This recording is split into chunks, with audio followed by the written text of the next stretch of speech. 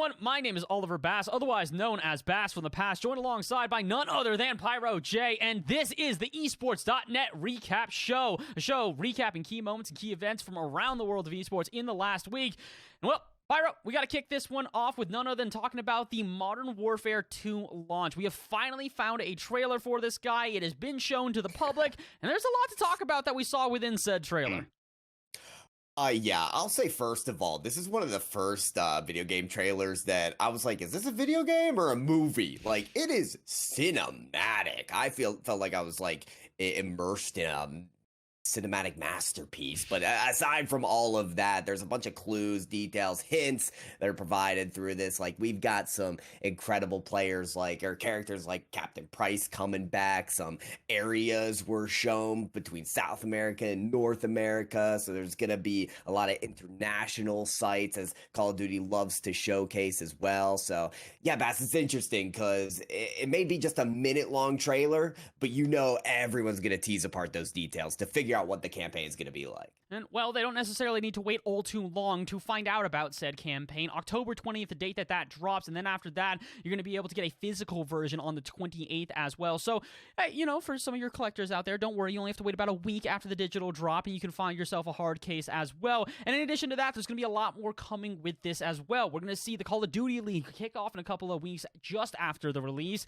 And in addition to that, we've also already seen a little bit of the game as well. There's been a beta test that did come out recently. A couple of people are comparing the game to the 2019 Modern Warfare that came out. Similar way that it plays, similar ways that we're seeing it from the trailer as well. It feels like it's harkening back to an older time for Call of Duty, which I think is a good thing. Fans have been a rather, I'm going to say, vocal about wanting to see less stagnation with the Call of Duty titles. They don't want to see them switching up as often, and that's going to be different for this. Call of Duty has announced they are doing a 2-year launch schedule versus a 1-year launch schedule. So I gotta hope that fans do like this title, Pyro, because the reality is they're stuck with it for about 2 years.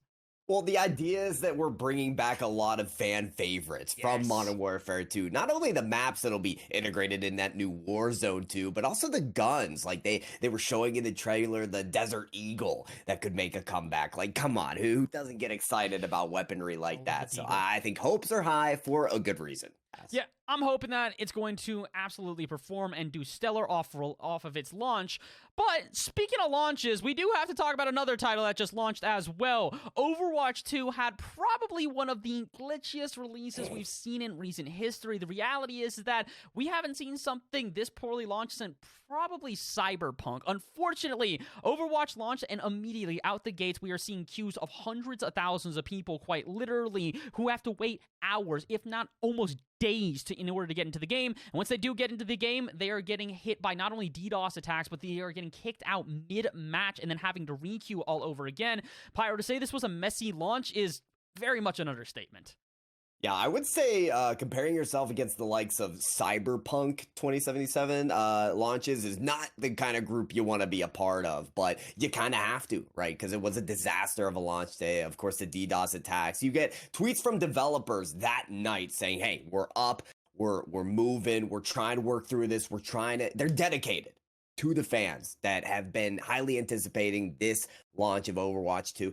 Yes, we've heard the criticisms that's, they just changed day maps to night maps, and that's it. But, they also changed from 6 characters to just 5 for a team. That one simple change can completely change the scale of how that game is played. So a lot of people so excited. And then even if they get in the game of those long queues, Bass, the other problem with this launch was they get kicked out mid-match. That's got to be so bothersome to wait that long to play this new game.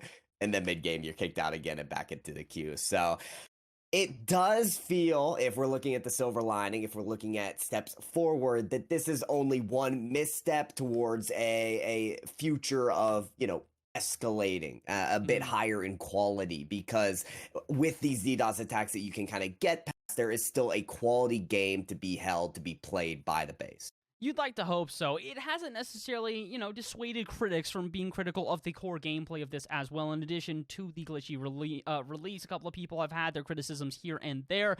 The hope is that Overwatch 2 is going to be prepared for Overwatch League in a very short time and be able to be played by professionals and casuals alike.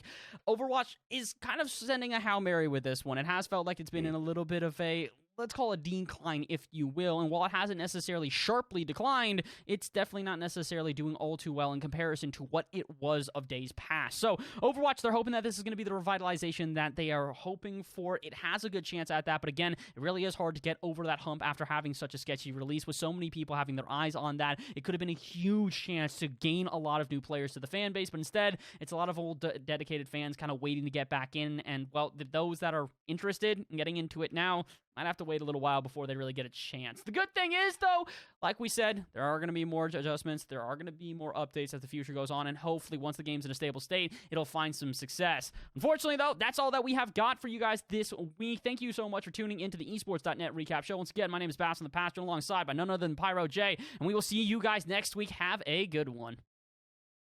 If you like this video, please leave a like, subscribe, and turn on notifications.